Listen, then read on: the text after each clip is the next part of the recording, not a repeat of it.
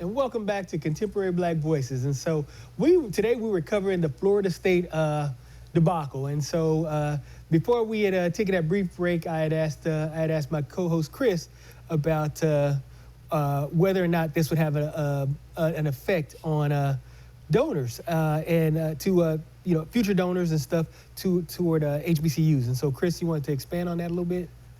Yes. Mm-hmm. It's going to have an effect on not only donors. Well, first of all, donors have always been a problem for black colleges anyway. Yeah. Okay. Yeah. So I don't know if they can be hurt any more than they already have. If anything, hopefully it would spur other people to really help to try to make up for what has happened. But I don't really even see that happening. But more importantly is that, first of all, we talk about the administration. And I think the white power structures, especially when you look at Ron DeSantis as a governor and so forth like that, I think they're going to try to make an example of those people who were in the positions who should have vetted this guy and didn't make it happen. So I think those are going to be the fallouts that end up happening. So there's going to be fallouts from the top, from the administrators, right, from the donors, and all the way around. It's going to have an effect on everybody. First of all, at Florida A&M, but it will spill over to all black colleges, whether they're in Florida or not. The president, should he resign or be fired? Either or. If I were him, I'd be fired. I ain't resigning. Look, I mean, you're in a situation nowadays. I mean, look at even NFL coaches or Major League college sports. They're all being fired. With the amount of money that you're being made or that's being made, if it's me, I'm not taking... I don't want to say don't take responsibility, but I'm not going to just give the money back because of something that I did. Everybody makes a mistake, right. So I don't think that he should quit. Right. If they want to get rid of him, let them fire him. But I think he's learned his lesson. So in this situation where he kind of he got locked into a non-disclosure agreement, and he kind of didn't want to bring in the board members. And he kind of took on a lot of his responsibility for this donation. I can understand he wanted to make a big splash. It would have been it was big news for him to make this announcement. But at the same time, there's you take the risk for the reward, and sometimes when the reward doesn't materialize, you have to take responsibility, and sometimes you have to fall on your sword, right? So my question is, he took the risk. He accepted that risk. He signed his non-disclosure agreement. He took all the responsibility on for himself. He didn't want to bring on board members, and so I'm just wondering, I know you said that you don't believe he should. No. He shouldn't fall on his sword on this one. Okay. No. Okay. Because look, everybody makes mistakes. Okay. And when you're in a big business like that of running a college, there are going to be sometimes some mistakes that are bigger than others. Okay. But that doesn't mean that you can't learn from that or whatever. But I think Big Daddy, the white man, is going to want to make you suffer. So they're going to come in and maybe try to say that they want to fire this guy. I think if you're really, really wanting to make life better, you come in and you say you made a mistake. This might be the punishment that we give you. We're not going to take your job, but we want to see you do better and make sure that these things don't happen the next time. Because to me, those are the same type of things that happen to white organizations, and they don't necessarily get fired. We seem to be the only ones who are getting fired. The lady at Harvard, for what she said, and you're just speaking truth.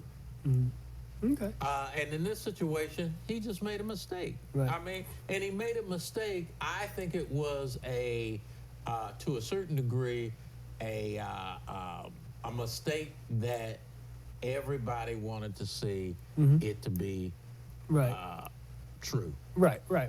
So, yeah, but at the same time, and I'm going to give you a little bit of pushback, right? Just a little bit. So, we all did. We wanted this donation to be true. We were cheering when we heard about it. We were cheering the fact that it came from a black man.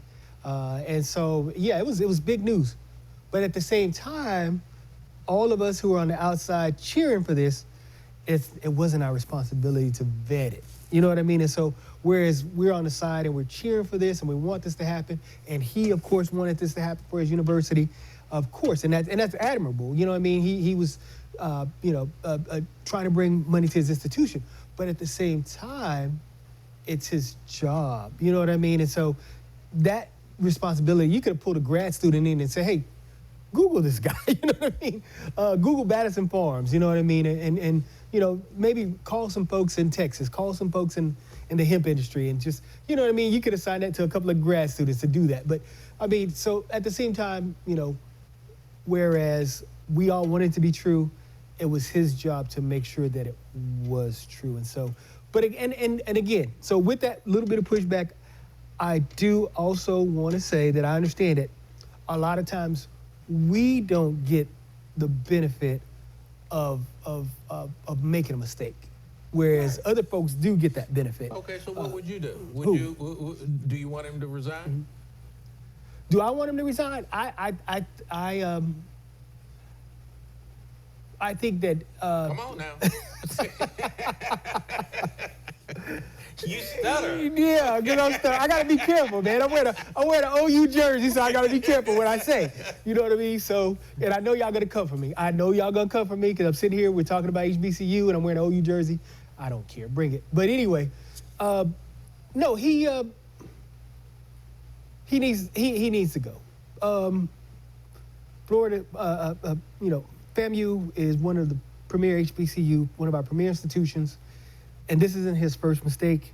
What other mistakes has he made? He's made mistakes as far as the football team, some other fiscal mistakes that there've been some other fiscal mistakes that he's made. Well, see, when you bring that up, then maybe this is the straw that breaks the camel's back.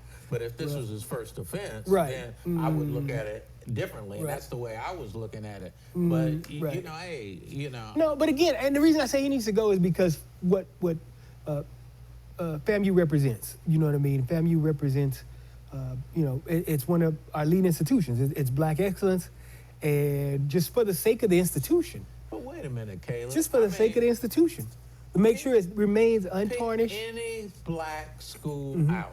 Okay. We have deficiencies in every school. No, I do. I understand that. But like I say, with this institution, just again, for the sake of the institution, to make sure that they can get past this quickly, for the sake of the institution, for the sake of the students, you know what I'm saying? We need to wrap this up and move forward, and maybe move forward under new leadership, and just give them a start over. You know what I mean? Well, I'm on the team. Right. To still give this guy another chance, right? Because those students who are there, they see kind of the different things that are going on. I'm not saying that they should use this as a positive example, but I think they should use it as life happens. There are things that happen, and again, we wanted to see this to be true, and.